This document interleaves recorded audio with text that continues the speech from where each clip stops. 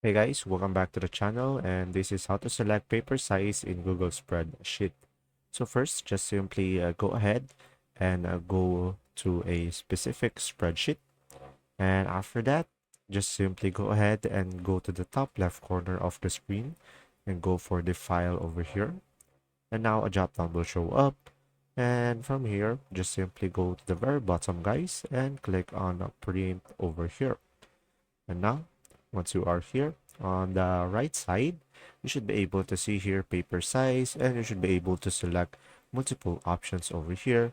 And after that, just simply provide all of the necessary information in order to print your Excel sheet. And from here, guys, you should be able to select a specific paper size. And there you go. If you found this video helpful, please like and subscribe.